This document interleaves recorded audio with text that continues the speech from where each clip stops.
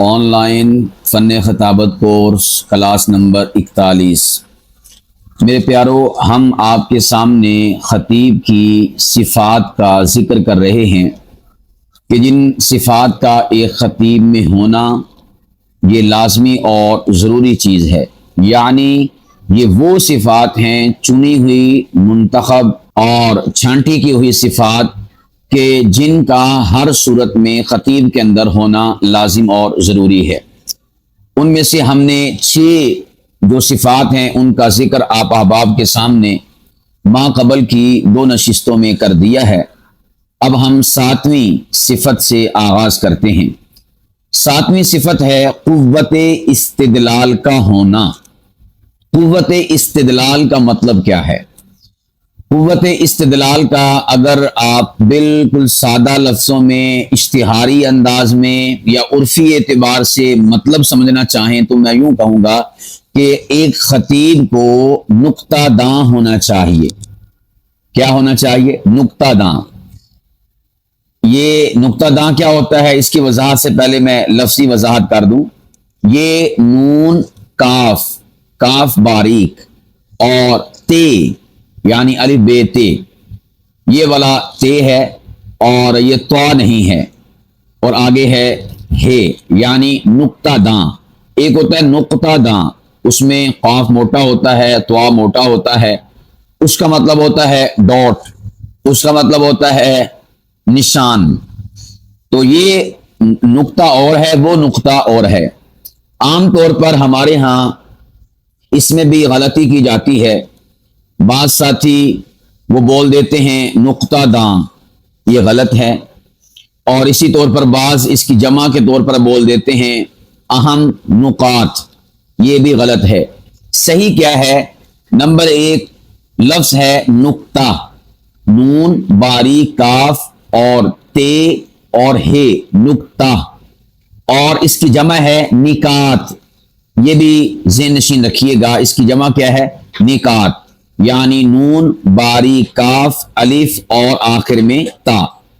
اس کو نقاط پڑھ دیا جاتا ہے موٹے قاف کے ساتھ، اور اسی طور پر آخر میں تو پڑھ دیا جاتا ہے، یا اسی طور پر شروع میں نون کے نیچے زیر کی بجائے پیش پڑھ دیا جاتا ہے، یہ غلط ہے۔ صحیح کیا ہے؟ نکات، نون کے نیچے زیر، کاف باریک اور اس کے بعد الف اور تا، نکات۔ اور جو دوسرا ہوتا ہے وہ ہے نقطہ، اور اس کی جمع نقاط نہیں آتی، اس کی جمع آتی ہے نقطوں۔ تو یہ دونوں میں فرق کرنا چاہیے۔ تو نکات اور نقطہ کا مطلب ہوتا ہے کوئی پوائنٹ بیان کرنا، کوئی اہم چیز بیان کرنا، اور اسی طور پر کوئی انہونی چیز بیان کرنا، کوئی عجیب و غریب انکشاف کرنا، اور کسی عجیب و غریب ایک نئی شے کی طرف لوگوں کو متوجہ کرنا۔ یہ ان سارے کے سارے معانی پر، مطالب پر دلالت کرتا ہے۔ لطیف بات کرنا اور مزیدار بات کرنا، دلچسپ بات کرنا، سماعتوں کو رہنائی بخشنے والی بات کرنا، اسی طور پر علمی تسکین کے حوالے سے کوئی نئی بات رکھنا۔ تو یہ سارے کے سارے معانی، مطالب کو یہ نقطہ کا لفظ گھیرے ہوئے ہے۔ تو جب کافی سارے نقطے ہوں گے تو اسے کہا جائے گا نکات، یعنی جب کافی ساری ایسی باتیں ہوں گی انہیں کہا جائے گا نکات۔ تو خطیب کو خطیب نقطہ داں ہونا چاہیے، یعنی وہ اپنی تقریر میں، اپنے بیان میں، اپنے خطاب اور واعظ میں نکات بیان کرے۔ اور پھر اس کے بعد میں اگر اس کو اصطلاحاً سمجھانا چاہوں تو یوں کہوں گا قوت استدلال کا مطلب، یہ بھی استدلال نہیں ہوتا، لفظ ہوتا ہے استدلال بروزن استفعال، تا کے نیچے کسرہ ہے، تا اس کی مکسور ہے، تو قوت استدلال۔ یہ قوت استدلال کیا ہے؟ میں اس کی جو ڈیفینیشن اور تعریف ہے آپ احباب کو سمجھاؤں گا، لیکن عام فہم انداز میں، تاکہ آپ کے لیے سمجھنا آسان ہو۔ دیکھیں، قوت استدلال کا مطلب اور مفہوم یہ ہے کہ ایک بات قرآن پاک میں یا حدیث مصطفیٰ علیہ التحیۃ والثناء میں موجود ہے، آپ اس قرآن پاک میں موجود اور حدیث پاک میں موجود جو بات ہے اس میں سے ایک نئی بات نکالتے ہیں، نیا پوائنٹ آپ وہاں سے لوگوں کے سامنے بیان کرتے ہیں، اور اس کے لیے شرط کیا ہے؟ نمبر ایک، وہ غیر معارض ہونا چاہیے، نمبر ایک غیر معارض ہونا چاہیے، یعنی وہ جو آپ نے نئی بات نکالی ہے وہ کتاب اللہ کی اور حدیث مصطفیٰ سنت رسول اللہ کی کسی بھی بات سے متصادم نہ ہو، معارض نہ ہو، ٹکراتی نہ ہو۔ اور نمبر دو، اس کے لیے شرط ہے کہ وہ جو آپ نئی بات وہاں سے نکالیں گے وہ بات وہاں سے نکلتی بھی ہو، یعنی اس کا وہاں سے جو ظہور ہو رہا ہے اور آپ ظہور کر رہے ہیں وہ بنتا بھی ہو۔ یہ نہ ہو کہ آپ نئی بات نکالیں لیکن اس کا کوئی جوڑ توڑی نہ ہو، اس کا کوئی تعلق اور لنک ہی نہ ہو وہاں پر۔ تو یہ دو بنیادی طور پر شرطیں ہیں قوت استدلال سے متعلقہ، کہ آپ کے اندر جو صلاحیت ہے قوت استدلال، جب وہ آپ بروئے کار لائیں تو اس وقت جب آپ استدلال کر رہے ہوں آپ نے ان دو چیزوں کو ملحوظ خاطر رکھنا ہے۔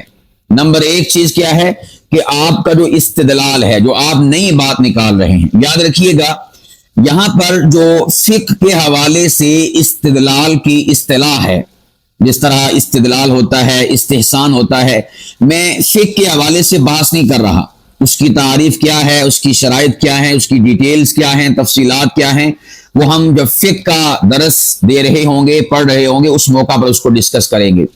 اس وقت ہم خطابت کے حوالے سے جو استدلال کا لفظ اصطلاحاً استعمال ہوتا ہے، یا نقطہ کا لفظ استدلال کے معنی کو ادا کرنے کے لیے اصطلاح کے طور پر استعمال ہوتا ہے، ہم اسے ڈسکس کر رہے ہیں۔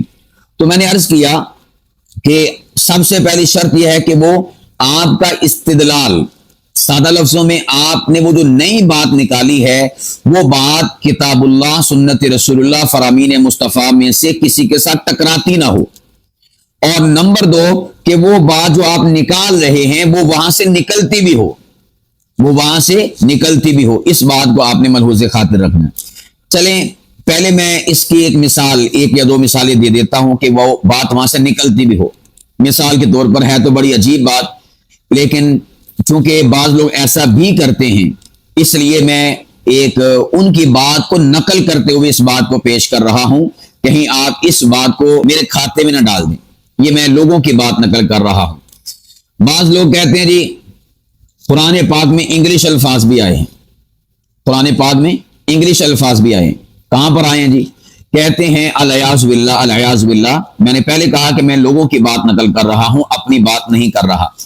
کہتے ہیں کہ جی قرآن پاک میں سورۃ الاخلاص میں اللہ پاک فرماتے ہیں قل هو اللہ احد اللہ الصمد لم یلد ولم یولد ولم یکن لہ کفوا ولم یکن لہ کفوا۔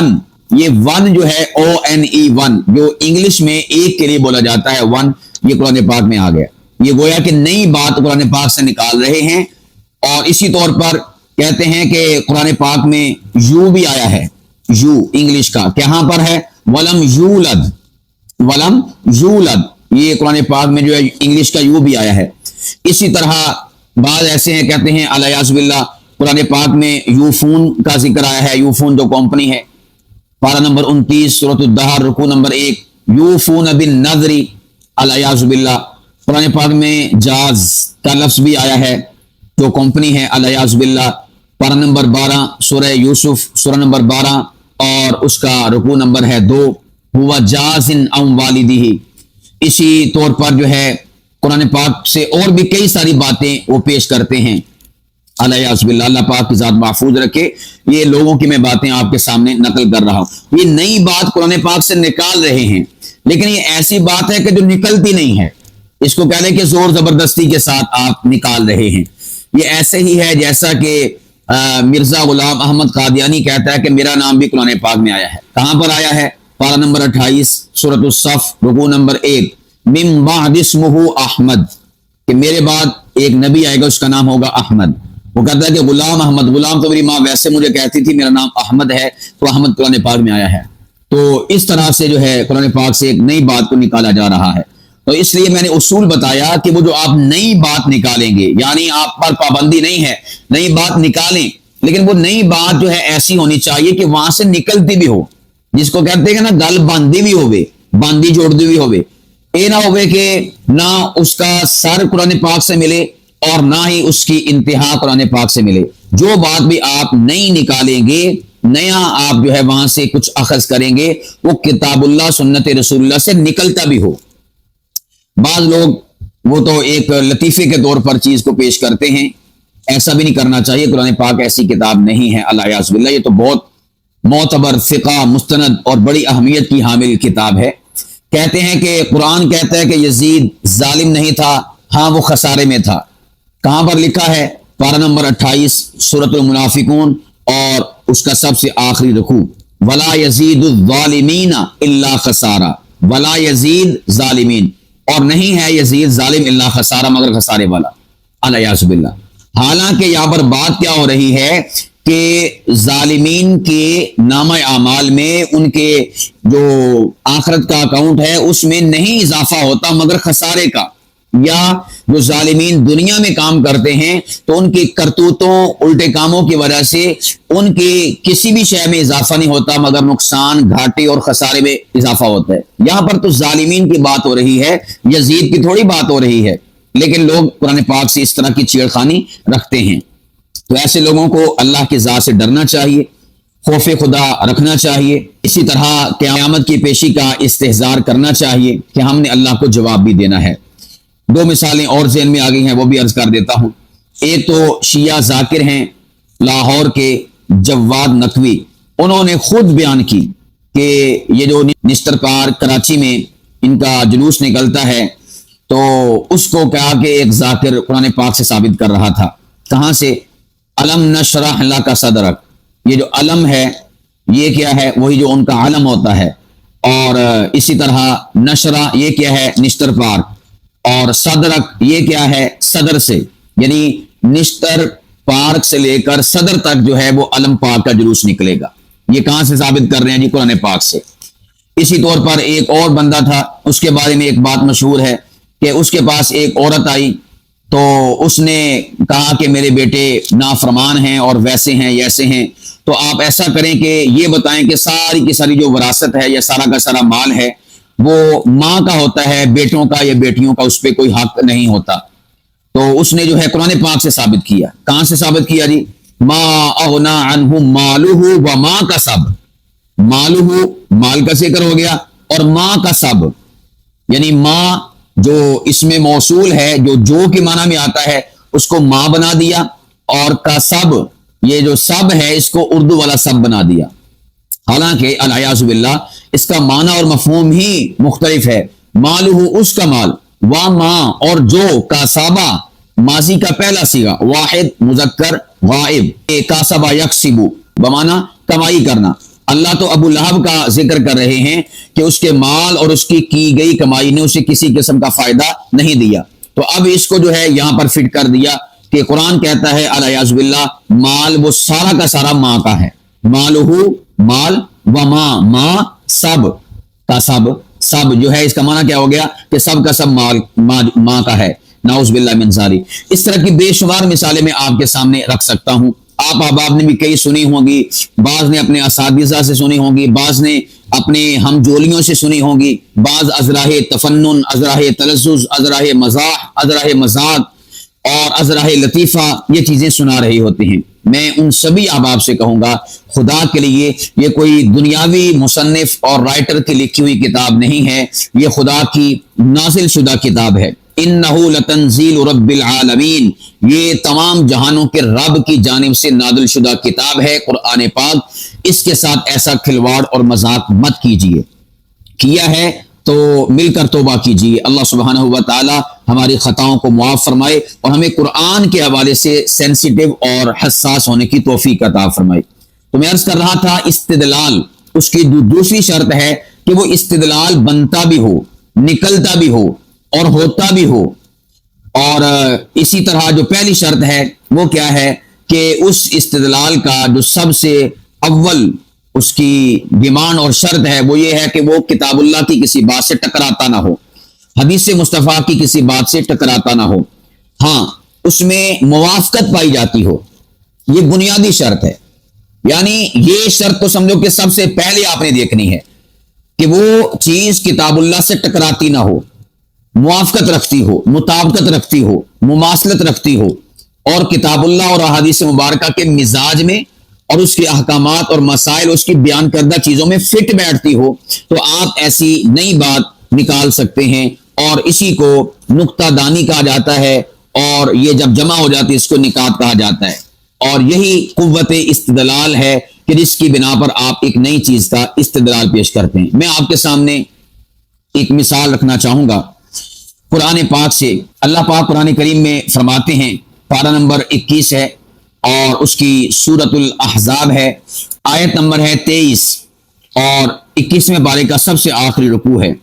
اللہ تعالیٰ نے صحابہ کرام کے بارے میں فرمایا کہ جنگ احزاب اور غزوہ احزاب کا موقع ہے، صحابہ کرام اس جافشانی سے لڑے اور اس جواں مردی سے لڑے اور اس ہمت اور حوصلے کے ساتھ کفر سے، باطل سے ٹکرائے، شرک سے ٹکرائے کہ اللہ پاک فرماتے ہیں کہ جنگی حالات ایسے تھے کہ وَإِذْ زَاغَتِ الْأَبْصَارُ، آنکھیں باہر کو آ رہی تھیں، وَبَلَغَتِ الْقُلُوبُ الْحَنَاجِرَ، اور کلیجہ منہ کو آ رہا تھا. یعنی ٹف حالات تھے، مشکل ٹائم تھا، مشکل وقت تھا اور مشکل جنگ تھی، اور موت کے سائے منڈلا رہے تھے، تیر اور تلواریں چل رہی تھیں. اتنے ٹف ماحول میں اللہ پاک فرماتے ہیں صحابہ کرام کے بارے میں وما بدلوا تبدیلا، کہ صحابہ کرام بدلے نہیں. اب یہاں پر دیکھیں اتنی بات تو قرآن پاک میں موجود ہے. اب آپ یہاں سے استدلال کیا کریں گے؟ ایک نئی بات کیا نکالیں گے اور کیسے نکالیں گے؟ وہ نئی بات یہ ہوگی کہ آپ لوگوں سے کہیں گے کہ کچھ لوگ ایسے بھی ہیں بد باطن اور بے ایمان اور کفر کے اندر اور کفر کی دلدل میں پھنسے ہوئے افراد اور لوگ کہ جو یہ کہتے ہیں کہ نعوذ باللہ وصال مصطفیٰ کے بعد، وفات مصطفیٰ کے بعد صحابہ کرام بدل گئے تھے، ایمان سے پھر گئے تھے، ایمان چھوڑ دیا تھا، دامن مصطفیٰ سے وابستگی ختم کر دی تھی، اسلام سے وہ منقطع ہو گئے تھے، سوائے 4 کے باقی صاحب ایمان کوئی نہ بچا. آپ احباب جانتے ہیں نا، بعض ایسے بھی دنیا میں بدبخت ہیں کہ جن کی کتابوں میں یہ عقیدہ موجود ہے، جن کی زبانوں میں یہ عقیدہ موجود ہے، جن کے دماغ اور جن کے دل میں یہ عقیدہ موجود ہے کہ نبی پاک کے وصال کے بعد سوائے 4 کے اور کوئی بھی ایمان پر باقی نہیں رہا، سب کے سب مرتد ہو گئے. تو آپ لوگوں سے کہیں گے کہ بعض لوگ ایسا کہتے ہیں، لیکن قرآن پاک سے پوچھئے. قرآن کہتا ہے کہ جب جنگ کے حالات تھے، جب موت کے سائے منڈلا رہے تھے اور جب تیر اور تلوار چل رہے تھے، جب مشکلات کا سامنا تھا، مصیبتوں کا سامنا تھا، مصائب اور آلام کے پہاڑ ٹوٹ رہے تھے، اس موقع پر اللہ صحابہ کے بارے میں کہتا ہے وما بدلوا تبدیلا، میرے مصطفیٰ کے صحابہ نہیں بدلے، میرے مصطفیٰ کے جانثار نہیں بدلے، میرے مصطفیٰ کے وفادار نہیں بدلے، میرے مصطفیٰ کے حبدار نہیں بدلے، میرے مصطفیٰ کے اصحاب نہیں بدلے، میرے مصطفیٰ کے شاگرد نہیں بدلے، میرے مصطفیٰ کے مرید نہیں بدلے. آپ کہیں گے ارے پگلو، وہ صحابہ کرام جو جنگ کو دیکھ کر نہیں بدلے، موت کو دیکھ کر نہیں بدلے، تیر اور تلوار کو دیکھ کر نہیں بدلے، وصال مصطفیٰ کے بعد تو فتوحات کا زمانہ ہے، ساری سلطنتیں اسلام کے دامن میں آ رہی تھی، مسلمان مال غنیمت سمیٹ رہے تھے، مسلمانوں کو مسلمان علاقوں کے علاقے فتح کرتے چلے جا رہے تھے. ارے جو صحابہ موت کو دیکھ کر نہ بدلے، رب کا قرآن کہتا ہے وہ فتوحات کو دیکھ کر بدل گئے، وہ وصال مصطفیٰ کے بعد فراوانی کو دیکھ کر بدل گئے. ارے جب حالات ٹف تھے بدلنا تھا تو تب بدلتے، جب حالات سنگین تھے بدلنا تھا تو تب بدلتے. رب کا قرآن گارنٹی دیتا ہے کہ ٹف حالات میں صحابہ نہیں بدلے، وصال مصطفیٰ کے بعد تو سہولت کا زمانہ اور سہولت کا وقت تھا، تو تب صحابہ کرام کیسے بدل گئے.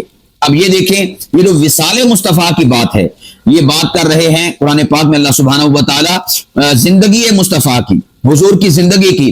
تو اب آپ نے ایک نئی بات جو نکالی ہے وہ وصال مصطفیٰ کی بات کی نکالی ہے، اور یہ ایسی بات ہے کہ جو کتاب اللہ سے ٹکراتی نہیں، یہ غیر معارض ہے، موافق ہے اور کتاب اللہ کے مطابق ہے.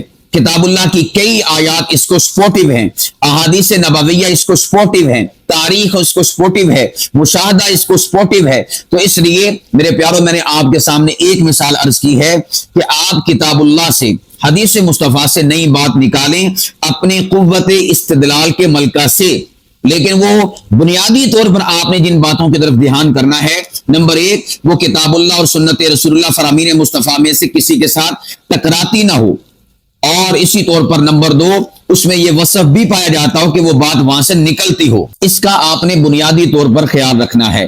تو یہ اس کی میں آپ کے سامنے اور بھی کافی ساری امثلہ رکھ سکتا ہوں۔ اس حوالے سے اگر میں آپ کی توجہ دلانا چاہوں کہ آپ کہیں کہ یہ ملکہ ہمارے اندر کیسے آئے گا، نمبر ایک، مطالعہ سے آئے گا، نمبر دو، وہ شخصیات، وہ خطبہ اور وہ مقررین اور وہ واعظین کہ جن کو اللہ پاک کی ذات نے یہ ملکہ عطا فرمایا ہے، جب آپ ان کو سنیں گے، اور صرف سنیں گے نہیں بلکہ آپ کا سماع ہوگا سماع غائر، آپ کا سماع ہوگا عمیق درجے کا، اور لرن کرنے کے حوالے سے، سیکھنے کے حوالے سے، سمجھنے کے حوالے سے، اسٹڈی کرنے کے حوالے سے، ریسرچ اور تحقیق کرنے کے حوالے سے، اور اس بات کو تلاش کرنے کے حوالے سے، تو پھر آپ کو وہاں سے یہ چیزیں ملیں گی اور آپ سیکھیں گے۔ ایسے خطبہ کہ جو خطیب نکتہ داں ہیں، عجیب و غریب قسم کے نکات بیان کرتے ہیں، آپ ایسے خطبہ کو سنا کریں۔ ان کو سننے سے آپ کے اندر یہ ملکہ پیدا ہوگا کہ آپ نے ایک کتاب اللہ والی بات سے ایک نئی بات کیسے نکالنی ہے، وہاں سے آپ نے ایک نیا نقطہ کیسے کشید کرنا ہے۔ میں آپ کے سامنے ایک اور مثال عرض کر دیتا ہوں۔ قرآن کریم میں اللہ پاک فرماتے ہیں، پارہ نمبر 21 ہے، اور سورہ لقمان سے جو اگلی صورت ہے، سورہ الف لام میم سجدہ، اس سورہ مبارکہ کا جو ابتدائی حصہ ہے، اس کا رکوع نمبر 1 ہے، رکوع نمبر 1 کی سب سے آخری آیت مبارکہ ہے، قُلْ يَتَوَفَّاكُمْ مَلَكُ الْمَوْتِ الَّذِي وُكِّلَ بِكُمْ ثُمَّ إِلَىٰ رَبِّكُمْ تُرْجَعُونَ۔ اللہ سبحانہ و تعالیٰ نے یہاں پر ملک الموت کا ذکر کیا ہے، وفات کا ذکر کیا، ملک الموت کا ذکر کیا۔ اب جب میں اس جگہ کا مطالعہ کر رہا تھا تو میرے ذہن میں ایک اشکال، ایک اعتراض، ایک سوال ابھرا کہ کوئی شخص یہ کہہ سکتا ہے یا ایک سوال اٹھا سکتا ہے کہ دیکھیں ایک جگہ پر، اب آپ نے ذرا میری اس مثال کو سمجھنا ہے اور استدلال کو سمجھنا ہے، اور اپنے اندر جو قوت استدلال ہے اس کو اجاگر کرنے کی کوشش کرنی ہے۔ میں نے کہا کہ جب آپ ایسے خطباء کو سنیں گے کہ جو خطیب نکتہ داں ہیں، آپ میں یہ ملکہ آئے گا، اس ملکے کی ایک جھلک میں آپ کو دکھانے لگا ہوں اور آپ کو سمجھانے لگا ہوں، تاکہ آپ اس کو لرن کریں اور سیکھیں اور پک کریں، تاکہ آپ کے اندر بھی یہ صلاحیت منتقل ہو جائے۔ دیکھیں نکتہ کیا ہے اور سوال کیا ہے، اعتراض کیا ہے۔ ایک شخص سوال کرتا ہے اور وہ کہتا ہے کہ اگر ایک عمارت میں یا ایک جگہ پر کافی سارے جو لوگ ہیں وہ کسی وجہ سے ڈیمیج ہو جاتے ہیں، فوت ہو جاتے ہیں، مر جاتے ہیں، زلزلہ یا عمارت گر گئی، وہ 20-25 افراد مر گئے، یا کوئی بم دھماکہ ہوا، 20-25 افراد مر گئے۔ اب وہ جو اکٹھے مر گئے ہیں، ان کی بوٹیاں، ان کا گوشت، ان کی ہڈیاں، ان کا خون، ان کی ساری چیزیں آپس میں مکس ہو گئیں۔ اب جب آپس میں مکس ہو گئیں تو وہ سوال کرنے والا سوال کرتا ہے کہ اللہ سبحانہ و تعالی قیامت کے دن ان سارے کے سارے افراد میں سے، جو کہ 20 ہیں، 25 ہیں، 10 ہیں، 15 ہیں، جتنے بھی ہیں، ان میں سے ہر بندے کے وجود کو الگ سے کیسے کھڑا کرے گا؟ یہاں تو بوٹیاں مل گئی نا، بوٹیاں تو مکس ہو گئیں۔ مثال کے طور پر قاسم ہے، بشیر ہے، شبیر ہے، واجد ہے، ماجد ہے، تو الگ الگ کے وجود کو، جو اس کا دنیا میں وجود تھا، گوشت تھا، پوست تھا، بوٹیاں تھیں، ہڈیاں تھیں، اس کو اللہ کیسے کھڑا کرے گا؟ یہ تو سب کچھ مکس ہو گیا۔ تو اس کا ایک جواب تو یہ ہے ایمان والوں کے لیے، ان اللہ علی کل شیء قدیر، اللہ ہر چیز پر قادر ہے۔ اس کا ایک جواب تو ایمان والوں کے لیے ہے کہ اللہ پاک کی ذات نے فزیکل ایسا کر کے دکھایا، حضرت ابراہیم علیہ السلام کے ہاتھ پر، اور ان کے ذریعے سے۔ پارہ نمبر 3 میں آتا ہے، سورۃ البقرہ ہے، اور اس کا سورۃ البقرہ کا جو حصہ پارہ نمبر 3 میں آتا ہے، وہاں پر اللہ پاک کی ذات نے بیان فرمایا، جب 4 پرندوں کے بارے میں فرمایا تھا کہ آپ 4 پرندے لیں، ان کو ذبح کریں، قیمہ بنائیں، اور ان کا گوشت مکس کر کے آپ رکھ دیں، پھر آپ ان کو اپنی طرف بلائیں تو یہ آپ کی طرف دوڑتے ہوئے آئیں گے۔ اللہ نے ایسا کر کے دکھایا۔ یہ تو ہے ایمان والوں کے لیے۔ کوئی شخص کہتا ہے کہ ہمیں عقلی اور فزیکل مثال ہمارے سامنے پیش کریں کہ ایسا کیسے ہوگا۔ اب دیکھیں آپ، قرآن پاک میں تو اتنی بات تھی، ملک الموت وہ روح قبض کرتا ہے اور بندوں کو مارتا ہے، فلاں کرتا ہے، موت دے دیتا ہے۔ اب جو اگلی شے جو آپ نکال رہے ہیں وہ ہے استدلال، اور وہ آپ کی جو قوت استدلال، ملکہ استدلال ہے، اس کے ذریعے سے، اس کے بلبوتے پر ہوگا۔ تو میں اس کے جواب کے طور پر ایک آپ کے سامنے مثال عرض کرتا ہوں، آپ کو یہ کتاب اللہ کی بات سمجھ آئے گی۔ کتاب اللہ میں اتنی بات ہے، اب ایک نئی بات ہم نکال رہے ہیں کتاب اللہ کی بات کو سمجھانے کے لیے۔ وہ بات کیا ہے؟ ہم کہتے ہیں کہ آپ ایک برتن لیں، ایک آپ ٹپ لیں، اور اس ٹپ کے اندر آپ مختلف قسم کی دھاتیں جمع کریں۔ مثال کے طور پر آپ اس میں پلاسٹک کے ٹکڑے داخل کر دیں، آپ اس میں پیتل کے، سونے کے، چاندی کے، اور آپ شیشے کے، اسی طور پر لکڑی کے، لوہے کے آپ اس میں ٹکڑے داخل کر دیں، اور سارے ٹکڑوں کو آپ اس میں مکس کر دیں، اور پھر اس کے بعد آپ مقناطیس لیں، اور مقناطیس پھر آپ ان ٹکڑوں کے قریب کریں۔ تو آپ بتائیں کہ اس مقناطیس کے ساتھ کون سے ٹکڑے جڑیں گے؟ آیا پلاسٹک کے ٹکڑے جڑیں گے؟ آیا سونے اور چاندی کے ٹکڑے جڑیں گے؟ نہیں، اس مقناطیس کے ساتھ فقط لوہے کے، آئرن کے جو ٹکڑے ہیں وہ اس کے ساتھ جڑیں گے، اس کے علاوہ کوئی اور ٹکڑا اس کے ساتھ نہیں جڑے گا۔ اب دیکھیں یہاں پر 10 15 20 دھاتیں تھیں، ان کے ٹکڑے تھے، وہ آپس میں گتھم گتھا تھے، آپس میں مکس تھے، آپس میں خلط ملط تھے۔ تو اس میں سے جب آپ نے مقناطیس پاس کیا، مقناطیس نے فقط اتنے سارے ٹکڑوں میں سے لوہے کے ٹکڑوں کو اپنے ساتھ جوڑا، باقی سارے کے سارے ٹکڑوں کو چھوڑ دیا۔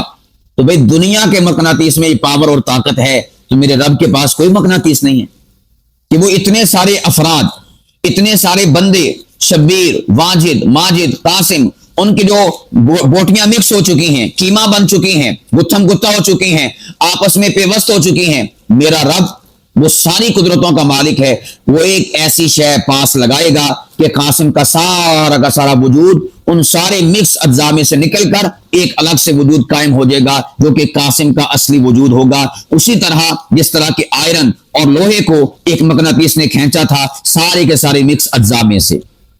اب دیکھیں یہ ایک نئی شے ہے، ایک نئی بات ہے کتاب اللہ کی بات کو سمجھانے کے لیے، اسے کہتے ہیں استدلال کرنا۔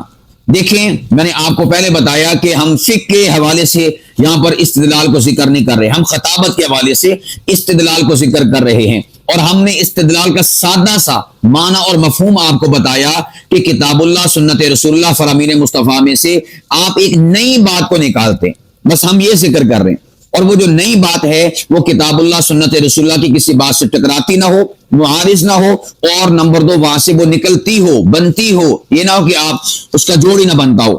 یہ ہم ان شرائط کے ساتھ آپ کے سامنے اس چیز کو رکھ رہے ہیں۔ تو جب یہ آپ کے اندر ملکہ ہوگا، آپ کے اندر یہ قوت ہوگی، اس کی وجہ سے کیا ہوگا؟ نمبر 1، آپ لوگوں کے ہاں ایک اچھے خطیب کے طور پر جانے جائیں گے، لوگ آپ کو اہمیت دیں گے، لوگ آپ کو سنیں گے، اور آپ کی باتوں کی اہمیت ہوگی۔ کئی سارے ایسے خطبہ ہیں، جیسے میں نے ماں قبل میں عرض کیا، جب آپ ایسے خطبہ کو سنیں گے آپ میں یہ ملکہ آئے گا۔ مثال کے طور پر قاضی مطیع اللہ سعیدی حافظہ اللہ، یہ خطیب نکتہ داں ہیں، اور عجیب قسم کے اللہ پاک کی ذات نے ان کے اندر یہ وصف رکھا ہے، قوت استدلال اور قوت نکات رکھی ہے کہ یہ عجب قسم کے کتاب اللہ سے، فرامین مصطفیٰ سے نکات نکالتے ہیں۔ یعنی وہ وہی والی آیات ہوتی ہیں جو ہم آج تک سنتے آ رہے، پڑھتے آ رہے، بیان کرتے آ رہے، لیکن قاضی صاحب اس میں سے ایسے ایسے نکات نکال لیتے ہیں کہ ہماری سوچ بھی وہاں پر نہیں پہنچ پاتی۔ یہ اللہ پاک کی ذات نے بعض لوگوں کو ملکہ عطا فرمایا ہوتا ہے، اور بعض لوگوں کو اچیو کرنا پڑتا ہے، اس کے لیے سٹرگل کرنی پڑتی ہے، محنت کرنی پڑتی ہے۔ تو اگر اللہ پاک کی ذات نے آپ کو یہ ملکہ نہیں عطا فرمایا تو آپ اس حوالے سے محنت کریں اور ایسی شخصیات کو پڑھیں۔ میں اس حوالے سے ایک شخصیت کا ذکر کر دیتا ہوں کہ اگر آپ دور حاضر پر انطباقات چاہتے ہیں، قدیم آیات کا جدید دور پر، قدیم احادیث کا جدید دور پر، قدیم واقعات کا جدید دور پر، اور جدید تقاضوں پر، جدید باتوں پر، جدید حالات پر، جدید مسائل پر، تو آپ مفتی ابو لبابہ شاہ منصور حفظہ اللہ ان کی کتابوں کو سٹڈی کیا کریں، ان کی کتابوں کو پڑھا کریں۔ اور نمبر 2 پہ جو حکیم الامت مولانا اشرف علی تھانوی رحمہ اللہ ہیں، ان کی جو کتب ہیں آپ ان کو پڑھا کریں۔ یہ 2 شخصیات میں نے آپ کے سامنے ذکر کی ہیں، شخصیات کافی ساری ہیں، کتابیں کافی ساری ہیں۔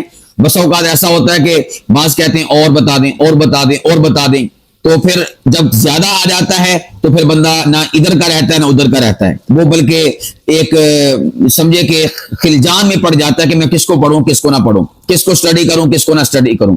تو اس لیے میں نے آپ کے سامنے مختصر 2 شخصیات کا نام لے دیا ہے۔ اگر آپ اپنے اندر یہ جذبہ صادق پاتے ہیں کہ میں بھی خطیب نقطہ داں بن جاؤں، مجھ میں بھی استدلال کی قوت آ جائے اور عجب قسم کے نکات نکالوں، اور اسی طور پر جو ہے کتاب اللہ سنت رسول اللہ فرامین مصطفیٰ سے میں نئی سے نئی بات نکالوں، نئی سے نئی بات سے وہی والی بات، یہ بار بار آپ ذہن میں رکھیے گا، نئی بات سے نیا دین مراد نہیں ہے، الیاذ باللہ بدعت مراد نہیں ہے۔ یعنی آپ یوں کہہ سکتے ہیں، ایک اور وضاحت کر دیتا ہوں کہ آپ کتاب اللہ کی باتوں کی تفسیر کے طور پر وہ جو ایک نیا اپنے ذہن کے مطابق، مثال کے مطابق اور لوگوں کے اذہان کے مطابق اور اسی طور پر جو آج کل کی جدید چیزیں ہیں ان کے مطابق لوگوں کو آپ کس طرح سے سمجھا سکتے ہیں۔ کتاب اللہ کی وہ والی بات جو کتاب اللہ کی ہے، حدیث پاک کی ہے، اسلام کی ہے، اس مثال کو آپ لوگوں تک کیسے پہنچا سکتے ہیں، اس مسئلے کو آپ کیسے پہنچا سکتے ہیں، ایک نئے وے سے، ایک نئے انداز سے، جدت کے ساتھ میں اس کی بات کر رہا ہوں کہ اس سے مراد کوئی بدعت نہ سمجھ لے۔ اور یہ تمام تر مسالک میں الحمدللہ پایا جاتا ہے۔ اہل حدیث بھائی ہیں، بریلوی بھائی ہیں، دیوبندی بھائی ہیں، سب کے سب علماء خطبہ وہ اس طرح سے لوگوں کے سامنے کتاب اللہ کی، سنت رسول اللہ فرامین مصطفیٰ کی تفسیر اور تشریح، یعنی انہی باتوں کو سمجھانے کے لیے نئی نئی باتیں پیش کرتے ہیں، نیا یعنی نئی تفسیرات ہوتی، نئی تشریحات ہوتی، نئی امثلہ ہوتی ہیں، اور نئے اس کے اوپر دلائل ہوتے ہیں، اور نئے زاویے سے بات کرتے ہیں، اور نئے اینگل سے بات کرتے ہیں۔ میں اس کو ایک اور انداز میں بھی سمجھا دیتا ہوں۔ دیکھیں، جو چکن ہے، برائلر، مرغی کا گوشت، وہ تو مرغی کا گوشت ہی رہے گا۔ اب آپ اس کے زنگر بنا لیں، آپ اس کے ٹکے بنا لیں، آپ اس کے کباب بنا لیں، آپ اس کا قیمہ کر لیں، آپ اس کا روسٹ کر لیں، آپ اس کو بروسٹ کر لیں، آپ اس کا پلاؤ بنا لیں، یعنی اس کو چاولوں میں ڈال کے آپ اس کا پلاؤ بنا لیں، اور آپ اس کو شوربے والا سالن بنا لیں، آپ اس کا جو سنگنا سالن ہوتا ہے وہ بنا لیں، یعنی آپ جو بھی اس سے بنا لیں، آپ اس کی کراشے بنا کر آپ اس کو پیزے پر لگا لیں، یا آپ اسی طرح ویسے آپ اس کے لیگ پیس کھا لیں، آپ اس کا کوئلوں پر بھون کر کھا لیں، گیس پہ بھون کے کھا لیں، جس طرح سے بھی کھائیں، وہ اصل شے تو اصل رہنی ہے۔ آگے آپ پر ڈیپینڈ کرتا ہے کہ آپ اس کو کس کس زاویے سے، یعنی اپنے ذوق کے مطابق، اپنے شوق کے مطابق، اپنے پیشن کے مطابق، اپنے تجربے کے مطابق، اپنے ٹیلنٹ کے مطابق آپ اس ایک شے کو جو کہ اصل ہے کس طرح سے پیش کرتے ہیں، کس طرح سے کھاتے ہیں، کس طرح سے آپ اسے بھونتے ہیں، کیا کرتے ہیں، وہ آپ کے اوپر ڈیپینڈ کرتا ہے، ہر بندے کے ذوق پر ڈیپینڈ کرتا ہے۔ چاول تو چاول رہیں گے، چاول کو بریانی بنا لیں، چاول کو میٹھا بنا لیں، چاول کو زردہ بنا لیں، چاول کو آپ سترنگے بنا لیں، چاول کو آپ ابلے ہوئے بنا لیں، چاول کو آپ کھچڑی بنا لیں، چاول تو چاول رہیں گے۔ اب آپ کے اوپر ڈیپینڈ کرتا ہے آپ کے ذوق، آپ کے ڈیمانڈ، آپ کی چاہت، آپ کے شوق پر، یا کسی کے شوق پر، کسی کی ڈیمانڈ پر، کسی کے طلب کرنے پر کہ آپ اسے کیا بناتے ہیں۔ اسی طرح میں نے عرض کیا کتاب اللہ کی، سنت رسول اللہ کی، فرامین مصطفیٰ کی، دین اسلام کی باتیں، شریعت کی باتیں وہی رہیں گی، لیکن اب آپ کے اوپر ڈیپینڈ کرتا ہوتا ہے خطیب کے اوپر کہ وہ انہی باتوں کو، باتیں وہی رہیں گی، ایک نئے زاویے سے کیسے پیش کرتا ہے، ایک نئے اینگل سے کیسے پیش کرتا ہے، ایک نئے طریقے سے کیسے سمجھاتا ہے، اس کو کس نئی مثال سے پیش کرتا ہے اور کس نئے نقطے سے بیان کرتا ہے۔ یہ خطیب کا پھر ملکہ ہے، یہ خطیب کا ٹیلنٹ اور صلاحیت ہے۔ اور میرے پیارو، یہی شے دوسرے خطباء سے آپ کو ممتاز کرے گی کہ آپ دین اسلام کی انہی باتوں کو ایک نئے زاویے سے پیش کریں، ایک نئے اینگل سے پیش کریں، ایک نئے طرح سے پیش کریں، آپ ایک نئے وے سے پیش کریں، ایک نئے سٹائل کے ساتھ پیش کریں۔ تو یہ اس بات کو بنیادی طور پر ذہن میں رکھیے گا۔ میں نے وضاحت اس وجہ سے کر دی کہ کوئی الیاذ باللہ اس سے معنی اور مطلب کچھ الٹا نہ نکال لے کہ پتہ نہیں میں نئے دین کی بات کر رہا ہوں، نئے مسئلے کی بات کر رہا ہوں اور بدعت کی بات کر رہا ہوں۔ اللہ پاک کی ذات کی پناہ، اللہ سبحانہ و تعالی ہمیں بدعات سے محفوظ رکھے، دین میں نئی نئی باتیں نکالنے سے محفوظ رکھیں۔ اسی لیے میں نے جو 2 بنیادی شرطیں شروع میں ذکر کر دی، یہ یوں سمجھیے کہ اس شے کو جکڑنے والی ہیں، اس شے کو یہ ایک حصار کے طور پر اپنے اندر سمونے والی ہیں۔ آپ خود بھی اس سے نہیں نکلیے گا اور میں بھی آپ کو اس سے نہیں نکالنا چاہتا. اس قید میں بند کر کے پھر آپ کے سامنے آج کا لیکچر آپ کے حوالے کر رہا ہوں. اور وہ شرطیں کیا ہیں؟ نمبر 1، وہ جو نئی بات آپ نکالیں گے، نیا نقطہ آپ بیان کریں گے اور نئی مثال کے ساتھ آپ لوگوں کے سامنے پیش کریں گے، نئے زاویے نئے انداز سے آپ پیش کریں گے. وہ نئی شے کتاب اللہ اور فرامین مصطفیٰ سے ٹکراتی نہ ہو، موافقت رکھتی ہو، مطابقت رکھتی ہو اور اس کے بالکل مطابق ہو. اور اسی طور پر نمبر 2 کہ وہ بات وہاں سے نکلتی بھی ہو. تو یہ آپ نے وصف اپنے اندر اپنانے کی اور پیدا کرنے کی کوشش کرنی ہے. تو 2 شخصیات کا میں نے آپ کے سامنے ذکر کیا. مفتی ابو لبابہ شاہ منصور، آج کی جدیدیت پر آپ نے قدیمیت کو کیسے اس کو اٹیچ کرنا ہے، کیسے منطبق کرنا ہے، کیسے آپ نے اس کے اوپر اپلائی کرنا ہے اور کس طرح سے قدیم اور جدید کا حسین امتزاج آپ نے لوگوں کے سامنے پیش کرنا ہے، آپ کو یہاں سے ملے گا. اسی طور پر آپ نے نقل کو عقل کے ذریعے سے لوگوں کو کیسے سمجھانا ہے. نقل سے مراد کتاب اللہ سے اور احادیث مبارکہ سے نقل ہونے والی چیزیں ہیں اور آثار صحابہ، اقوال صحابہ سے نقل ہونے والی چیزیں ہیں. آپ نے انہیں بذریعہ عقل کیسے سمجھانا ہے، بذریعہ تجربہ کیسے سمجھانا ہے، بذریعہ مشاہدہ کیسے سمجھانا ہے اور بذریعہ بصارت کیسے سمجھانا ہے، بذریعہ مثال کیسے سمجھانا ہے. اس کے لیے آپ کو حکیم الامت مجدد الملت والدین مولانا اشرف علی تھانوی رحمہ اللہ کی کتابوں کو پڑھنا ہوگا، بالخصوص اشرف الجواب. عقل، یہ جو کتاب اللہ اور سنت رسول اللہ کی باتیں ہیں عقل اور سائنس کی روشنی میں، اس حوالے سے جو ان کا مواد ہے، کتب ہیں، آپ ان کو ضرور سٹڈی کیجئے گا، آپ ان کو ضرور پڑھیے گا. اس سے آپ کے یہ ملکہ آئے گا. اور اگر آپ کسی شخصیت کو سننا چاہتے ہیں تو آپ 2 شخصیات کو مد نظر رکھیں. نمبر 1 قاضی مطیع اللہ سعیدی اور نمبر 2 ہیں مولانا محمد الیاس کمن. یہ 2 شخصیات ایسی ہیں کہ آپ ان کو فزیکل اور سماعی طور پر فیس کر سکتے ہیں، سن سکتے ہیں، ان سے سیکھ سکتے ہیں، ان سے لرن کر سکتے ہیں. اور کتابی صورت میں آپ ان 2 شخصیات کو جن کا میں نے ماقبل میں ذکر کیا. تو خیر، آج کی اس نشست کا لب لباب اور خلاصہ کیا ہوا میرے پیارو؟ ایک خطیب میں جو 7ویں صفت ہے، 7واں وصف ہے، وہ ہونا چاہیے. اور وہ کیا ہے کہ خطیب کے اندر قوت استدلال کا ملکہ ہونا چاہیے. اس کے ذریعے سے وہ قدیم باتوں کو جدید انداز میں پیش کر سکے گا. اس کے ذریعے سے وہ مجمع کے سامعین کے لوگوں کے دلوں پر حکمرانی کر سکے گا. اس کے ذریعے سے وہ خطابت کے میدان کا شاہ سوار بن سکے گا. اس کے ذریعے سے لوگوں کے ہاں اپنی اہمیت، وقت اور ویلیو کو منوا سکے گا. اس کے ذریعے سے لوگوں کے ہاں وہ ایک نمایاں مقام حاصل کر سکے گا. کب؟ جب آپ کے اندر قوت استدلال کا ملکہ ہوگا. اللہ سے مانگیے اور جو طریقے میں نے آپ کو بتائے ہیں ان طریقوں سے آپ اس قوت کو، ملکے کو، ٹیلنٹ کو حاصل کرنے کی کوشش کیجئے. اللہ سبحانہ و تعالی ہمارے وجود کو، ہماری شخصیت کو اچھے اوصاف سے متصف فرمائے تاکہ ہم دین کا کام بہتر سے بہتر انداز میں لوگوں کے سامنے پیش کر سکیں اور دین کا کام بہتر انداز میں کر کے اللہ کے دین کی نشر و اشاعت کے لیے اپنی صلاحیتوں کو بروئے کار لا سکیں.